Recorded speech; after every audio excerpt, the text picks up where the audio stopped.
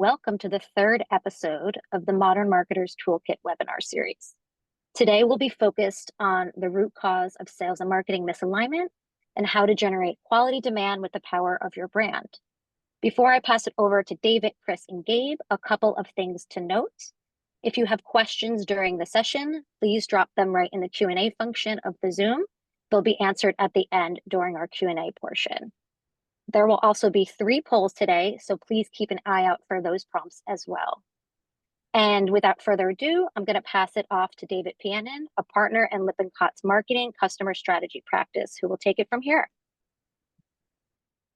Great. Thanks, Christina. We're so excited to be here with everybody to talk about a topic that our clients are increasingly asking us about, which is how can our brand be better used to power demand for our offerings? And a lot of what we talk about today will offer some practical solutions and strategies for doing that. It might lean a bit more B2B oriented, but if you are a B2C company, these principles apply just as well in B2C context. So you're still in the right place. Don't leave if you're primarily B2C. This is something that we think is relevant for any company out there trying to accelerate the demand generation engine.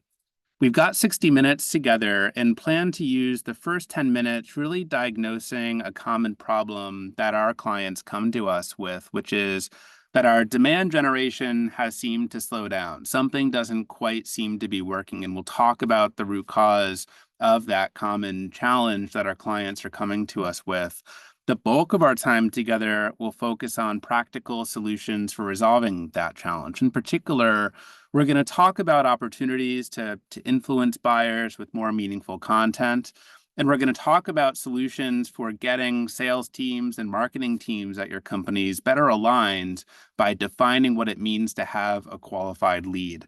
And to Christina's point, if there's questions along the way, and we hope that there are, hold on to them or drop them into the chat. We'll make sure to hold time at the end for Q&A.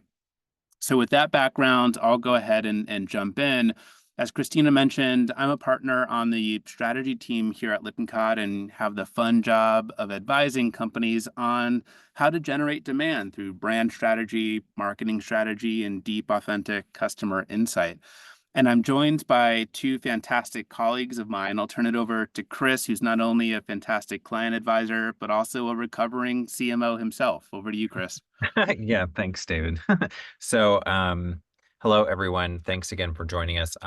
Dave's right. I joined Lippincott as a senior partner about a year ago, but before that, I spent about 15 years in different CMO chairs and actually started my marketing executive leadership journey at Liberty Mutual Insurance, leading brand and then leading the advertising buy there. So I've had a heavy lean on financial services, but excited to be here with you guys today. And I'm going to let Gabe introduce himself as well.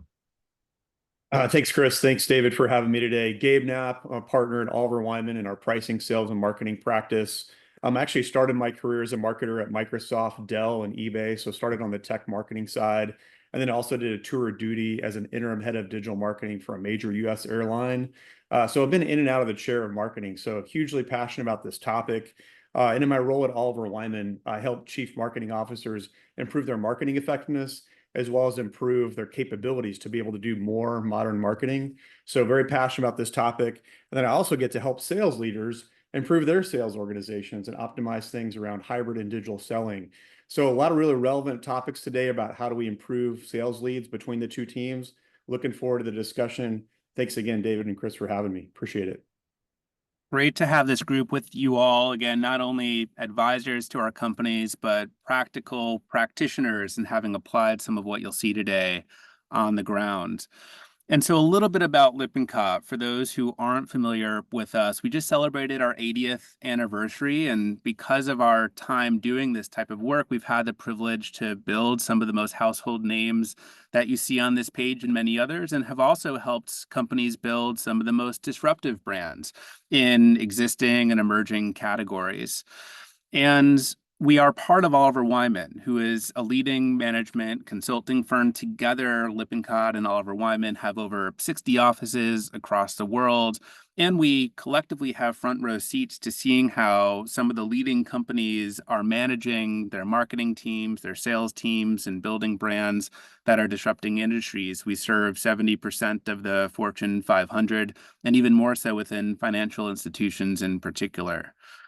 And so as Lippincott, we have quite a diverse set of capabilities that really blends the analytical rigor needed to get demand gen right, but also the bold creativity needed to make content and strategy come to life. Everything from helping our companies unlock growth opportunities, building brand foundations, designing and building new experiences, finding new ways to engage customers, and of course, developing marketing strategies that actually work. And today we'll talk in particular about some of those pieces that you see highlighted in purple, what it means to build compelling content, what it means to build demand generation, and how to go to market in a way that's efficient and effective.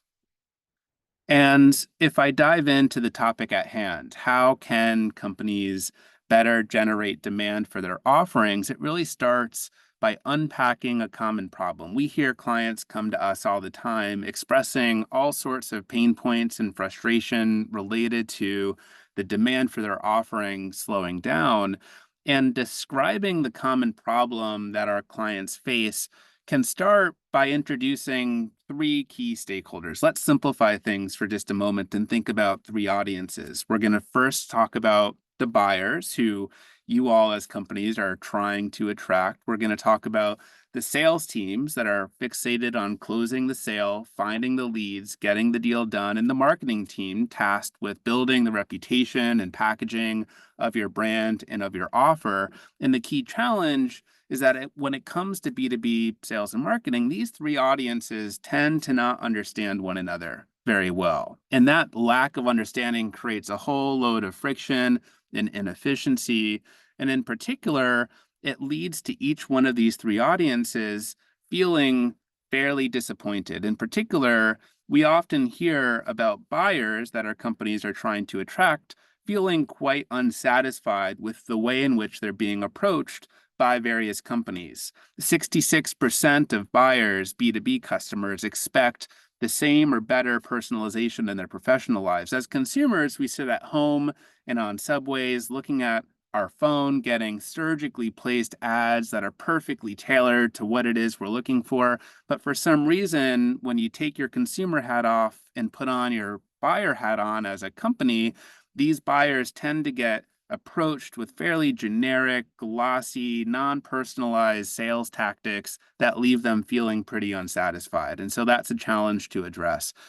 The sales team, what we see is 54% of sales team leaders finds that getting in touch with prospects is harder today than it was 5 years ago. They can't find the right people. When they do find them, those individuals don't want to hear from them.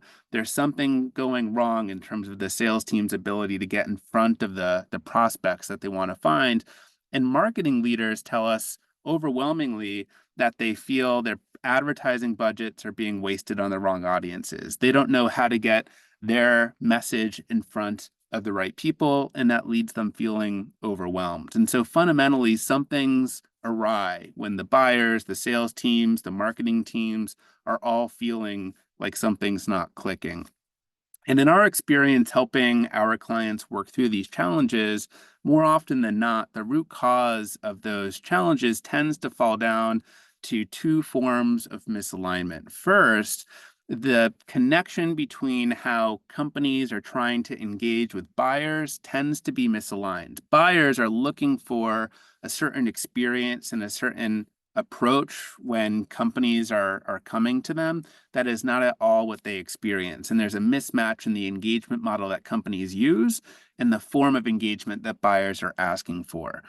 Secondly, there's a common tension between internal to companies, the sales teams and the marketing teams. There's lack of coordination in defining what it means to have a qualified lead, how sales teams and marketing teams can work together to find the right prospects that we can go after.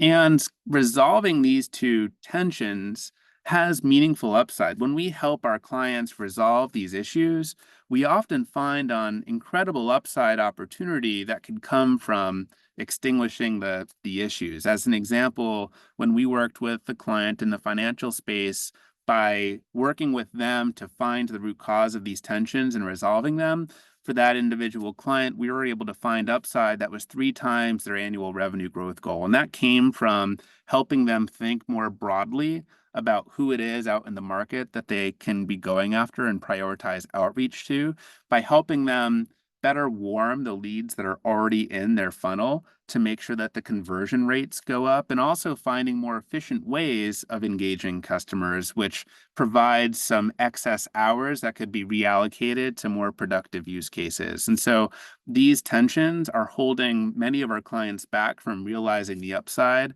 that is very much attainable. And so we had mentioned at the upfront that there's going to be some interaction here, some polls to get a sense of the audience, of how you're all feeling and thinking about these topics. And so here's the first poll to pause. And the question for you all is these two tensions that I described, the engagement model misalignment, where there's an issue in the way in which you're going after buyers, or the coordination model alignment, the ability of sales teams and marketing teams to understand each other and work together. Which of these two tensions is holding your brand's growth back the most? I'm curious to hear from you all. Take a minute or two and make your selection, and we'll see what everyone's thinking. Chris, Gabe, what do you expect to see? Is there a general lean one way or the other that you're often seeing in the clients that we're working with? You know, I have often felt the most pain on the second problem there, the coordination.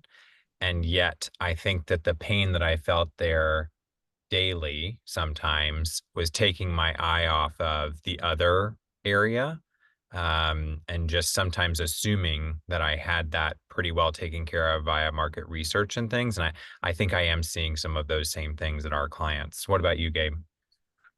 Yeah, it's hard to predict with the crystal ball what people are going to say. It's always dangerous in marketing. But if I had to guess, I'd say, yeah, I've definitely seen both with clients. And so I'd expect to see a good percentage come back as both, but we'll see what people say.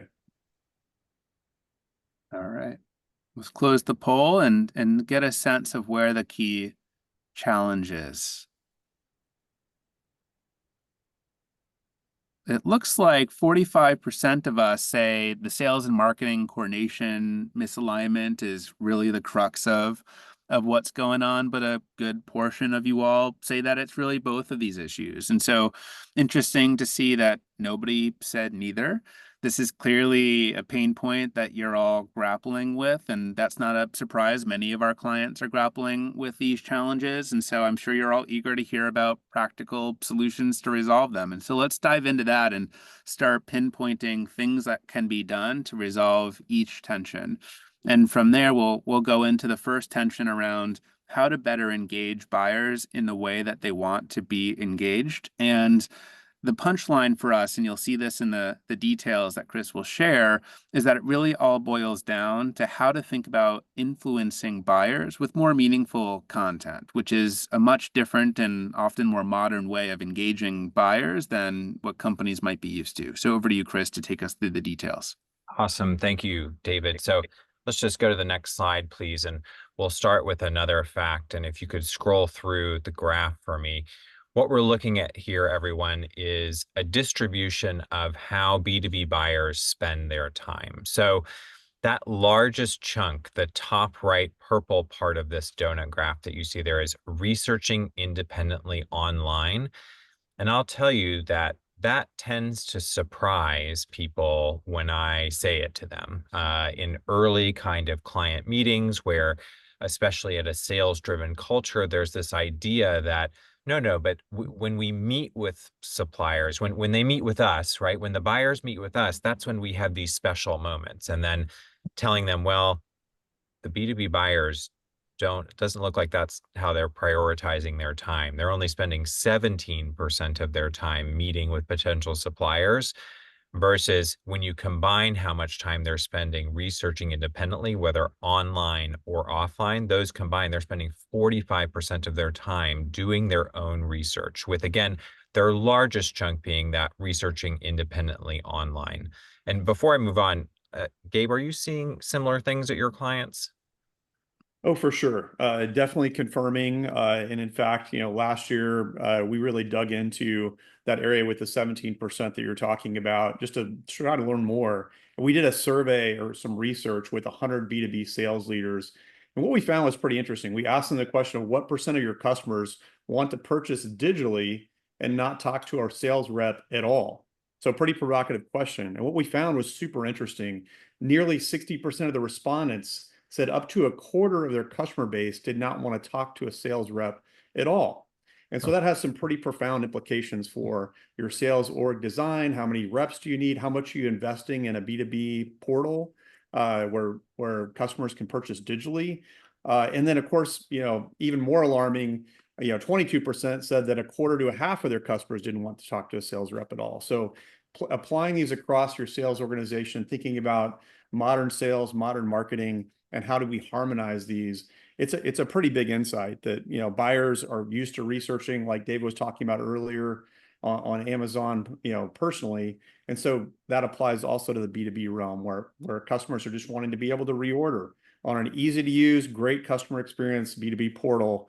And some don't want to talk to a rep. Some don't want to go to breakfast, lunch, and dinner. They just want to be able to find what they're looking for and reorder it. So that has some implications for the sales force that we'll talk about in a minute. Completely makes sense, and I agree. Is pretty shocking that some of them are down to zero. I think it emphasizes that there really just is a mandate to meet these B2B buyers where they are, where they spend the biggest chunk of their time, again, is researching independently online. So next slide, please. Let's talk a little bit about what that means, right? That time researching online. I think it tells us that truly every brand today is in the content business. I mean, they have to be.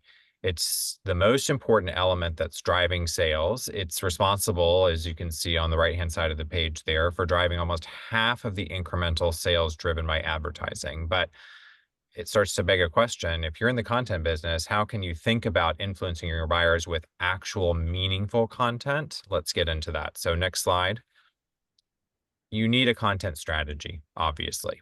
But when developing it, we see that answering 5 key questions will focus you on developing that meaningful content. So let's just go through the questions, and then we're going to go through a little bit about each one in terms of a real life example. So in terms of the questions, what content types do we need in our library? How should we develop our content? Who should represent the content? When should we publish the content? And where should our content show up across channels? So there really is a lot to discuss within each one of these questions. We're not going to get super deep on any one, but as I said, I do want to go through at least one example within each question to kind of bring these to life. So let's start with that first question on the next slide, please. If we start with this, what content types do we need in our library? Listen, when we work with clients, a diagnostic tool that we use is a competitive audit. It's not rocket science, but it does become pretty illustrative about what your 5 fiercest competitors are doing in terms of types of content that they're publishing. And then also, importantly, how engaged are your target audiences in those types of content. So in this example that you see on the page here, the bar graphs represent the number of types of content that each brand produced over the course of a year. So for example, look at brand A. They produced 21 podcast episodes. And look at brand D. They produced 200 thought leadership articles. Now on that alone, it looks like brand D is winning, right? Just in terms of quantity, but we do have the brands ordered on the page from left to right in terms of high engagement with the content to low engagement. And when we talk about meaningful content, part of the definition of that is it needs to be engaging, right? What we're seeing here, it shows us that it's not the largest number of pieces of content that win, it is the quality of the content. How meaningful is it via that lens of engagement? And when you think of engagement, just think of basics. Time spent reading thought leadership, or time spent listening to podcasts, or even just attendance or attrition rates at webinars, right? The variety of types of content is certainly powerful, but you shouldn't be tricked into thinking that more is more. It's not true. It's a quality over quantity game. So next slide, please. Let's look at another example. Staying within our what types of content question, let's look at this. So we do heavy quantitative analysis with clients on paths to purchase that our B2B buyers take. And when we piece apart the moments of engagement that actually matter, we can help brands then invest in creating content that moves the needle in terms of demand generation and in turn, revenue generation. So let's look at one of those examples on the next slide. So what you see here is a path to purchase journey map that we created recently for our client. And what we saw, one thing we saw is that targeted social media posts impacted 24% of the brand awareness lift of all of the brand's advertising efforts. It was the single most important type of content expression for the brand in terms of awareness. So let's keep going down the path of purchase. Next slide, please. We also saw that webinars for this B2B brand impacted 39% of brand familiarity lift. Again, an important type of content expression for this brand to continue to invest in. And on the next slide, finally, we saw that events and trade shows impacted only 2% of final consideration and purchase decision. And that really surprised the brand we were working with. They were using trade shows and events as a kind of a key mechanism to meet prospects who were already a good way down the funnel and invest in the time together and in-person time and close the deal. But our analysis showed that their buyers weren't really being swayed by this. And so we recommended that the brand reconsider an investment in events as a mid and lower funnel tactic. Let's go to the next slide and move to the next question. How should we develop our content? So the example we're going to go through here is, I'd say, a mid-size online article from a global insurer, Zurich. In a recent competitive audit we did, we noted that Zurich was following best practices for ensuring that readers would find their thought leadership. So find it first, and then also in working to keep them engaged once they had found it. On the finding the thought leadership, they really had a clear and strong SEO strategy. They considered Google, I would say, as a key team member of theirs, as a person who is basically most likely to introduce buyers to their brand when those buyers are researching independently online. Now, in terms of engaging on content, theirs was the most engaged content that we found in competitive audit. So let's look at some of the things that they were doing. Again, some of this is back to basics, but it's often just overlooked. For instance, you can see that they have a clear article title. It accurately describes the content. They also follow that with a teaser that helps push the readers further into the content. They have an author displayed. You'll see on the right-hand side there. They've branded that person as a key subject matter expert that helps to increase credibility, and it also helps to humanize the brand. So if we keep looking down on the next slide, you can see that they also included infographics. Those are included to provide greater context, to create a bit of interactivity with the reader and even more engagement. They also show related articles that are suggested to encourage the reader to spend even more time with the brand on other content that is likely relevant. And next slide, please. Finally, more related articles are displayed. And in addition, they display related products, right? The brand is there to sell things after all. And in turn, there's also a way to capture the reader's information and potentially then generate demand for Zurich's products and services. Okay, let's keep going. Our third of 5 questions related to content strategy is who should represent the content? In B2B, it's key that the faces and voices you have representing your content are media-trained subject matter experts and that you feature them early and often. So let's start scrolling through. We're going to take a look at Sequoia Capital, which is a prominent venture capital firm. They really show their people off, and you'll see right here on the left, right? They start right on the homepage with features and also how those subject matter experts have helped impact their clients. In the middle of the page, you can see they have content that humanizes who those subject matter experts are. Yes, it's professional, but a bit of personal does creep in here, right? To help add dimension that this is a real human being, not just someone trying to sell you something. And note that these pages also include a way to get in touch. Again, they are creating demand generation opportunities. Now, finally, on the right of this page, you can see that their thought leadership is heavily people-driven, right? This content they're putting out there, it is presented in a variety of approachable formats. Okay, let's keep going on the next slide, please, and talk a little bit about when you should publish your content.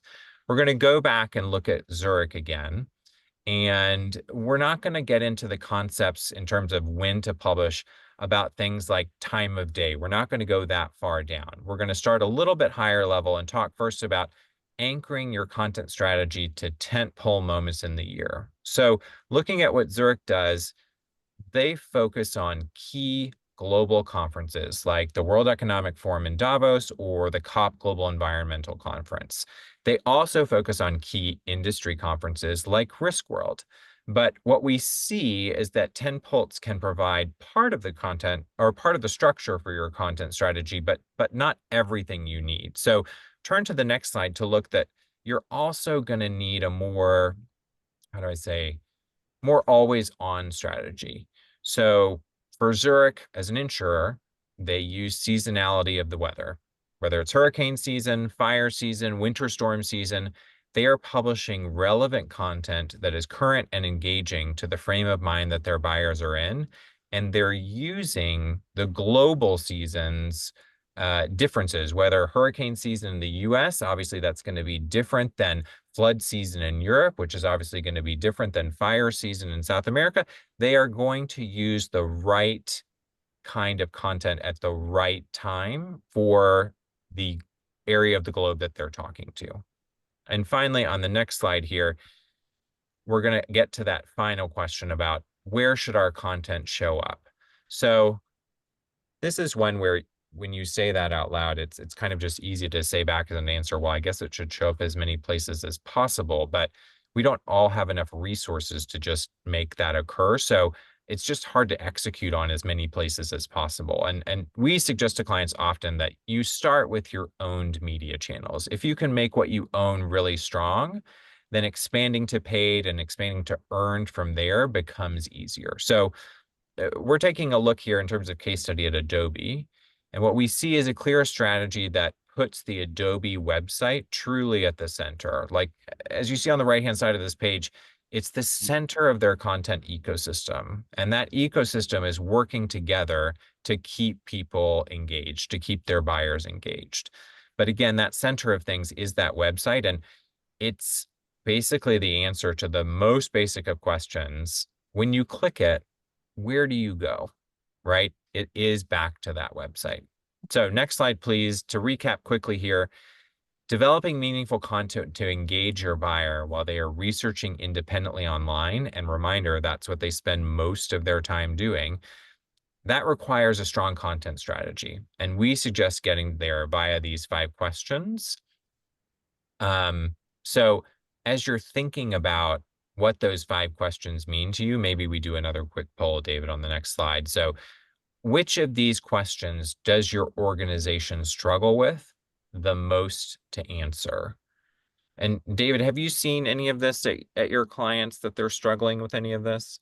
All of them. Yeah, I think it's each one represents its own bit of a challenge. For me, what the most common challenge tends to be related to what content types do we need in our library. And often it comes down to, well, which audiences are we targeting in the first place? And what types of content are those particular audiences most interested in? Because if you try to write for everybody, you end up watering something down to the point where it doesn't actually attract anybody. And so the way we often think about answering questions related to the what starts by deeply understanding who it is you're targeting, their segmentation at the root of that, and understanding for various audiences what types of topics are most likely to influence the behaviors that most need to be driving the business.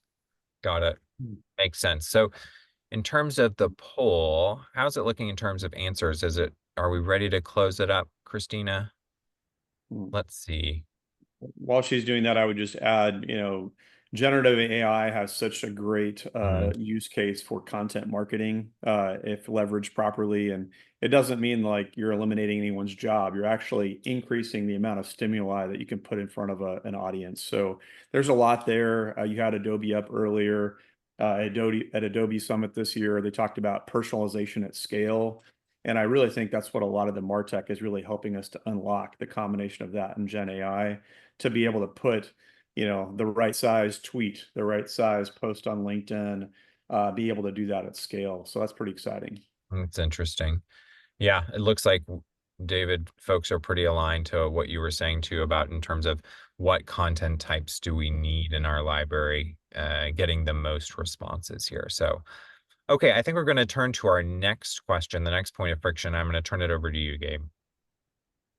Yeah, thanks, Chris. This is the second one we talked about earlier. It's really that coordination point between sales and marketing. And it was, when we did the survey a few minutes ago, it really rated as one of the biggest, potential friction points. So we're going to spend some time on it. If you're rewinding your minds back, marketing historically has been more of a bolt-on organization to sales in B2B organizations where sales people are the rainmakers and marketing is supporting with, sales sheets, fact sheets, customer evidence, things of that nature, but more in a supporting role.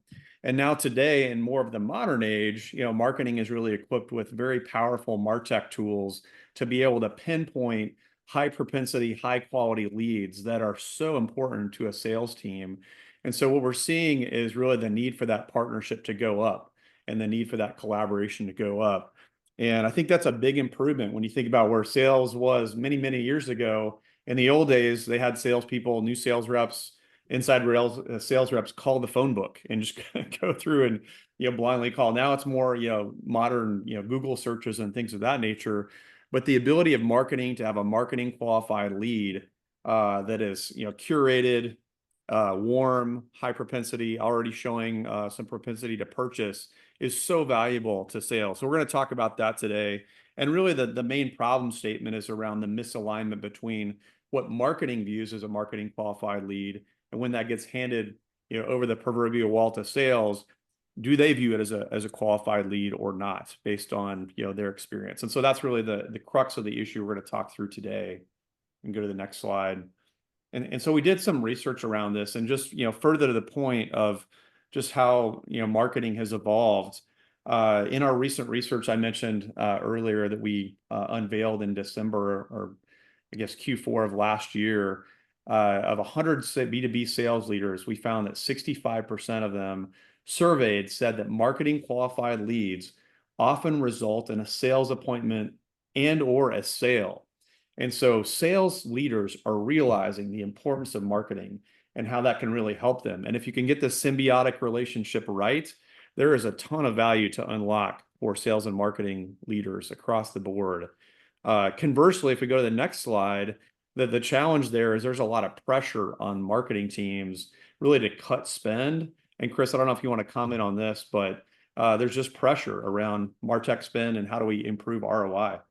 Yeah, I mean, there is, marketers certainly on the call will feel there's always pressure on the marketing budget somehow, right? Sometimes, especially in difficult environments, seen as a cost center rather than as something to invest in, et cetera. And this pressure on MarTech in moments where data is exploding more and more and more, it makes it very difficult to do what the sales team is asking, to really prioritize and to target perfectly. And we don't waste any dollar. The CFO is worried about that. And without those technological advances, if we move to the next slide, my kind of story here is that you've got to use what you have already even better, even more and better. So we're going to focus today on something that truly every CRM system has, right? Whether you're talking about Salesforce, Microsoft Dynamics, HubSpot, whatever you're using, it has some kind of lead scoring system.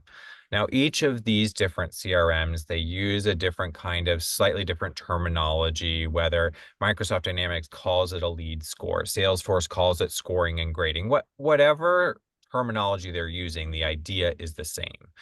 there is a quantitative way to define what qualified is, and in a way that both sales and marketing agree and are aligned. That last part can't be taken for granted. Every system can define what qualified is and can do it in a bespoke way for you and your brand, but often it is only one of the two teams that are making that definition, and that's where the conflict starts to emerge. So on the next slide, we see that there's two main buckets to consider for your marketing qualified lead system. There are buying authority markers and there are moments of engagement. Now, again, whichever CRM system you're using is going to have different terminology for this. Dynamics says components, Salesforce says grades, but again, the principles are the same. There are buying authority markers and there are moments of engagement. So buying authority markers are what we would call pieces of data that you can glean from publicly available sources. So things like job titles or core industries your brand serves. In terms of moments of engagement, those are actual marketing-owned touches that your buyers would have responded to. Again, basic things. Could be visiting your website, clicking through on one of your e-newsletters, or attending a webinar, right? And then the question that emerges is, which bucket is more valuable? And then also, well, within those things you just listed, Chris, like which items within each bucket are more valuable than the other ones? It starts to sound complex again. There starts to need to be a weighting system, and this is where things can start to get hairy. But honestly, they don't have to. So next slide, please.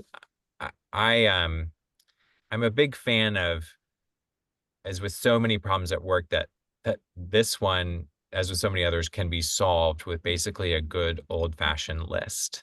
Now, this list, as you can see, can get small and can get complicated, but it really is just at its heart a list. And it must be co-developed between marketing and sales to ensure buy-in on both sides, that definition of qualified is shared by both teams. Now, I do want to note that these lists that will be built into a system, it starts to be like, oh gosh, is this an algorithm? It is not.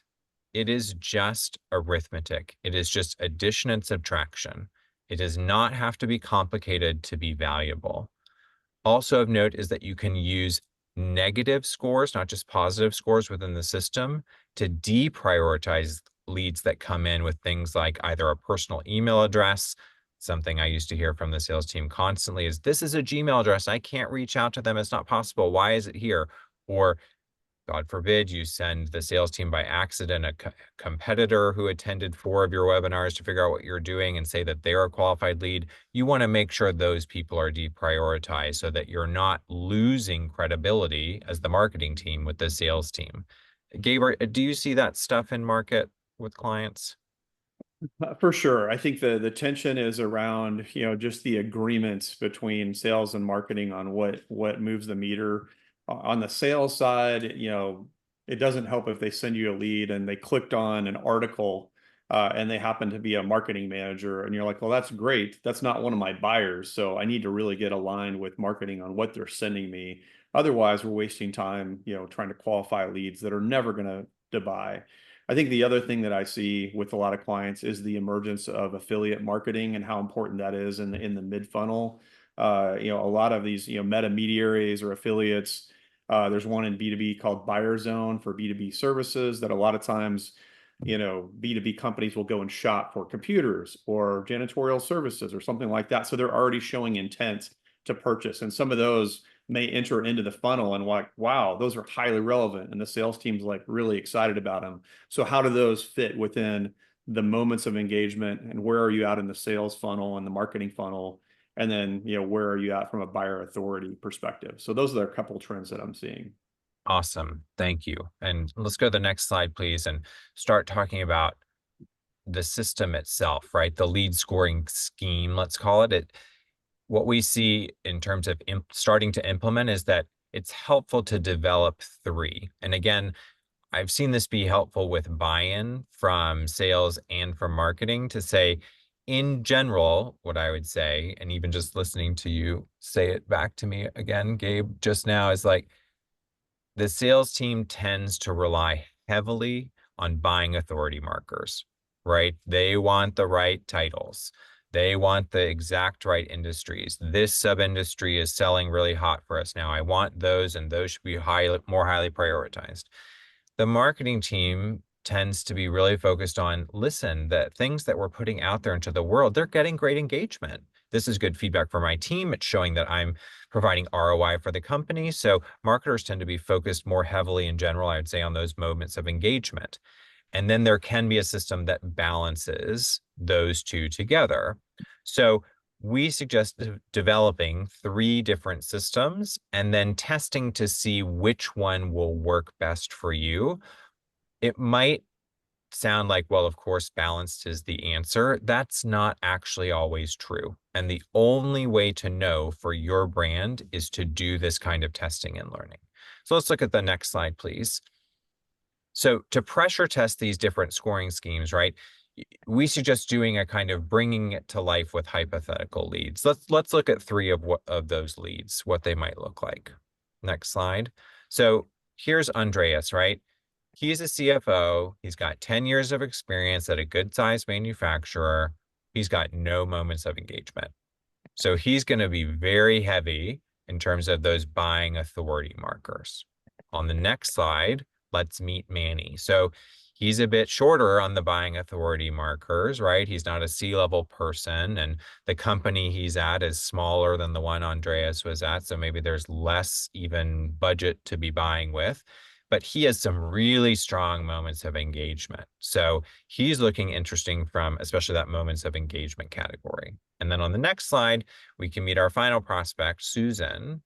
She's really nicely balanced between those buying authority markers and the moments of engagement. You know, she's got the title, she has a really sizable company, she's got some moments of engagement. So let's see how they would have scored on a system or scoring scheme that we would create on the next page. In terms of this scoring scheme, Andreas was the clear winner. And that's because in this scoring scheme, we heavily weighted more towards those buying authority markers. So then we need to ask ourselves, okay, well, is that right? You know, does it look right to the sales team? Does it look right to the marketing team? You want to have alignment. If it does look right, you've got a scoring system. If not, let's test one of the other ones that we were talking about, heavier on moments engagement or heavier on balanced. Because if we thought Susan was the best looking prospect here, we need to reconsider. Now, on the next slide, this is more about testing that system, so bringing it to life. Again, it's just arithmetic. And honestly, it's not hard to then take that arithmetic and program it into your CRM. You can't let perfection be the enemy of progress. You've got to just choose a pilot sales territory, choose a salesperson who is a champion, right, for your lead scoring system, and give it a go. And then you monitor the results and adjust as necessary. Have you seen these be implemented, Gabe, successfully? Yeah, I think you're hitting on a lot of the key points. You want to test and invest is a lot of what we tell our clients. And then after you do the test, you want to be able to optimize. And it's really hard. You know, you could set across the table from a sales and marketing person and agree on what the score should be. But it's only until you see what's coming back and see how that plays that you really know how to adjust it. And sometimes, 10-point score, 40-point score may seem reasonable, but then you start seeing what comes back. It's almost like, baking a cake and you're putting stuff in and you never taste the cake that comes out of the oven. So you have to be able to optimize over time. And that's just part of the process. That's great. Okay, awesome. Next slide. We can't leave without saying AI again, because what's, a topic discussion without saying AI? We talked about Gen AI. Now let's talk about this. Your CRM system very likely has some kind of AI assistant or AI tools that you can use. Again, it starts to sound complicated. My advice is don't do it right away. Let the system start to build on itself. And when you have enough information, turn that AI system on, because it can help your scoring system get stronger. For instance, maybe you undervalued how important clicking an email was. Your system will learn that the combination of clicking an email and reading 2 articles and attending a webinar is the fastest closing lead. Not only does it have the highest probability to close, but it closes the fastest. And it will start to tell you those things and start valuing those moments of engagement and also buying authority markers that are actually most important. So your AI system can figure that out and adjust accordingly. All right, back over to you, David. Let's do another poll. Yeah, let's get a sense of how everybody's feeling about this process of aligning on qualified leads. I'm curious, when it comes to the parts of creating a qualified lead scoring system, which ones do you believe would be the biggest unlocks or roadblocks for your brand? The things that would be most difficult to actually achieve in the process of building one of these systems? What would you expect, Gabe, to have most people struggle with when it comes to establishing one of these systems in their organization? You know, one of the ones that I've seen is just because you're coordinating across groups, both sales and marketing, and then you also think about the MarTech stack and using CRM, and maybe that involves digital resources or resources from technology or the CIO group. It just requires cross-team collaboration. And so I think that can be overwhelming to a lot of folks because they're like, man, this seems very difficult to get set up. But as Chris was mentioning, a lot of these tools that you're already paying for have this built in. And so why not leverage it or attempt to leverage it and start small? Like I said earlier, test and invest, see how it goes. But then, share the joy together of victory when you have good ROI coming out of using generative AI, using some of the AI tools that are built into your MarTech stack. Well, let's see what others think. I think we'll close the poll, get a sense of what the major challenges tend to be, and it looks like many people described the process of creating a scoring scheme that marketing and sales teams are bought into as the most common challenge. I imagine marketing and sales teams come into the process with different objectives and perhaps biases towards what matters, and so not a surprise that many on this webinar feel that getting people on the same page is one of the biggest roadblocks. Many others were also chosen. I think a clear segmentation of key buyers and buying groups is key, and frankly, that's a foundation of insight that will power many aspects of what we've talked about today. A deep understanding of who your target audience is will guide the type of content that you create, how you score whether a prospect is a qualified lead or not, et cetera. Great. So I know we're nearing at the top of the time that we held. Let's summarize what we covered today and make sure we have a little bit of time to open it up for questions that are starting to come into the chat. When we started this conversation, we really talked about the root cause of decelerating demand generation and how that often comes down to two tensions that exist in the clients that we work with. The first being about how organizations try to engage with buyers on their terms. And the solution there is really thinking about ways to influence buyers with more meaningful content, recognize that you're in the content business. And secondly, when it comes to sales and marketing team coordination, really align on a definition of quality.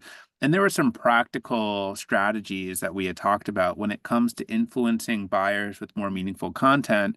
You've got to recognize the deliberate steps that can be taken to put content out in the world. Don't just throw content at the wall and see what sticks. Think about the framework that Chris introduced about the type of content we're creating, who's the representative of the content, where you place it, etc. Know what type of content is most likely to move the needles that you need to move. So you could be very surgical in the topics that you choose to write about to make it more meaningful. It's not about quantity. It's about quality when it comes to content. And remember that Google is a key audience that's going to funnel traffic your way. And so think about what will raise your stature and search results and get more people visiting your content. And when it comes to setting a single definition of quality, don't assume that everybody agrees on what qualified means. And it seems like many of you on this conversation find that there's likely to be some disagreements between sales and marketing teams on what qualified means. And also consider adding some quantification to your lead scoring system. It doesn't need to be subjective. There can be art and science into how this system is created, and it's just arithmetic. It doesn't need to be complicated to be effective. And don't let perfection be the enemy of progress. Just get started. And I think you'll pretty quickly see the value of this type of structure. And so hopefully that all offered some practical lessons. Let's open it up to some questions that I see flowing through in terms of how you can all use some of these practical lessons in your organization. I'll start with a question that I see coming across, which we often hear from our clients, which relates to the role brand strategy plays in influencing approaches and resolving some of these tensions. How might brand strategy evolve the way in which you engage with buyers and design content? And I'll start with some thoughts there, which is oftentimes our clients agonize over the words on the page when it comes to articulating what your brand stands for, getting the purpose or positioning statement right, really ironing out the commitments. But then when it comes to publishing content, the brand platform or positioning is put to the side and we just write articles because they're things that we want to write about. You've got to remember that everything that you put out in the world should serve to reinforce what you want to become known for. And so first and foremost, your brand strategy should influence the what of the content that gets created. And secondly, you can think about your permission to publish. What you become known for as a brand can influence the scope of content that you could write about. Adobe is all about empowering creatives. They have authority to write about all things creativity, not just about the technology or the software used to power creativity. And you see that in the scope and breadth of what they're writing about. Chris, Gabe, anything to add with regard to how brand strategy can be considered as a source of inspiration and focus for better engaging buyers? My push would be what you said kind of right at the beginning. Don't forget that you've done all that work to help you create kind of defenses for what your content should be for your brand. Now, to me, it gets more complicated when you are really making sure that you are marrying that with exactly what the audience is most engaged with. Yep. Great. I see another question coming in around the journey map, the buying process that we had talked about earlier, that Chris, you had spoken to about the path to purchase and how there was more rigor brought to the way in which we understand the type of content that influences decisions along the way. The question is, how do you develop something like that? What's the process in getting to that level of detail? So as you might imagine, it's extremely quantitative. It's one of the best examples that I can think of that marries what people say is important to them and what they say they will do, married with what they actually do, right? So there is a large data set that is internal to the company about the path to purchase that buyers take. So the company will know, okay, well, this person came in at least at last touch with this thing. Can I piece anything else apart above that? If not, that's totally fine. What can I piece apart below? They came in because they came to a webinar. What happened after that? Then you can start to piece apart also all of your website traffic, right? You talked, and you should, and we do talk to Google to say, listen, yes, this analytics, but how do I get underneath the actual paths people took? Because you have the data and insight. So if you're an advertiser on Google, that's available to you, that kind of data. You marry that with what people say is important to them. So through structured quantitative surveys, not qualitative, I would say, that's a different kind of discussion. And what you want to then look for is, how do these two come together? Are there any points of friction about what people say is important to them in terms of the buying process and what actually is? And you favor what actually is. Relying on the evidence, the insight to really get you to what you should be talking about. Great. Another question that's coming in might be, Gabe, one for you around the effort required to set up a scoring system like what we talked about and the effort needed to maintain it and test and iterate it. Can you talk a little bit about what's involved in getting something like what we talked about established? Yeah, it really starts with identifying, some champions within sales and marketing who really want to take this on. And you think about change management, finding those change champions or change ninjas, as some call them, to be part of a pilot, to take this on, to try to work together, to collaborate on a lead scoring model, and then the test and learn process. Now, the length of that can take some time because it depends on the complexity of the model, the availability and the quality of data available, which can be, based on our client base, good, medium, or bad. And, a lot of people are still working on data quality issues, as well as the resources that you're going to set aside to work on it. So I would say, definitely finding a group to pilot with is a good way to start. And then, it can take a number of weeks or a few months to really stand up this capability, and then iterating on it at least quarterly, at least quarterly throughout the year to make sure you're optimizing. And even more frequent is better if you can dedicate the resources. Yeah, great. And I think we might have time for one last question. Chris, this one might be best for you, which is a question about do's and don'ts in generating demand through LinkedIn. How valuable of a channel is LinkedIn, and how can marketers and sales leaders think about that as an avenue for doing what we talked about today?